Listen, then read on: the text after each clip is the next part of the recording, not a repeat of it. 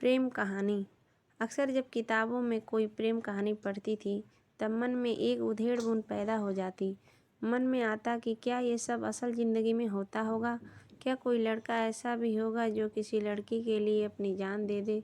मुझे उस वक्त कहाँ पता था कि मेरी ज़िंदगी में भी कभी कोई आएगा और मेरी हर सांस पर अपना नाम लिख जाएगा। मेरे सपने में हमेशा एक राजकुमार आता और मुझे घोड़े पर बिठा कर ले जाता अपने राजमहल में। एक दिन मेरा सपना रुद्राक्ष के रूप में हकीकत बन गया। वह कोई राजकुमार नहीं था, पर मेरे लिए एक राजकुमार से कम भी नहीं था।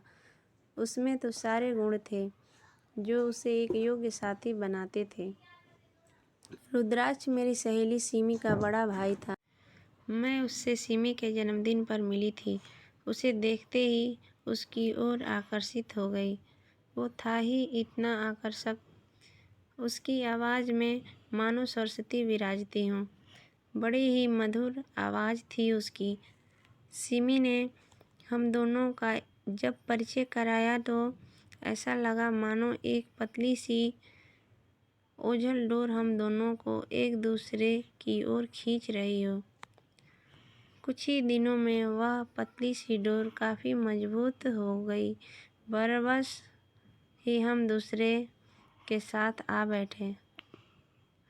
हम खामोश भी होते तो हमारी आंखें बहुत कुछ बोल जाती। दुनिया के शोरगुल में भी हम एक दूसरे की धड़कनों को सुन सकते थे। उसे पाकर मानो मुझे सारा जहां मिल गया। जब हम साथ होते तो वो पल हमारे लिए सबसे खास बन जाता। जी में आता कि ये वक्त यहीं ठहर जाए, ये लम्हा यहीं थम जाए। पर वक्त कभी ठहरता है क्या? आज भी वो सारी यादें बिल्कुल खिलते हुए गुलाब की तरह तरोताज़ा है। वो दिन मैं आज तक नहीं भूल पाई जब अस्पताल में मैं ज़िंदगी और मौत से लड़ रही थी। एक्सीडेंट हुआ था। रुद्राक्ष ड्राइव कर रहा था, पर चोटें मुझे ज़्यादा आई थी। उसने पूरी रात ईश्वर से प्रार्थना की मेरे लिए। ईश्वर को भी उसकी जिद के आगे झुकना पड़ा। लौटा दिया उन्होंने उसका प्यार। जब मेरी आंखें खुली तो वो बस रुद्र को ही तलाश रही थी। पर मेरी आंखें कहाँ जानती थी कि शायद उन्हें फिर कभी उसका दीदार न होगा। उस दिन वह बहुत खामोश था, पर उसकी आंखें बहुत कुछ बयां कर रही थी। मुझे एहसास हो गया था कि मेरा प्यार मुझसे दूर जा रहा है। उसकी आंखों में एक दर्द था जो आज से पहले मैंने कभी नहीं देखा। खत्म हो रही थी रुद्र और रिदम की प्रेम कहानी। उस दिन के बाद से आज तक मैं उससे मिल नहीं पाई। उसने मुझसे मिलने के हर रास्ते को बंद कर दिया।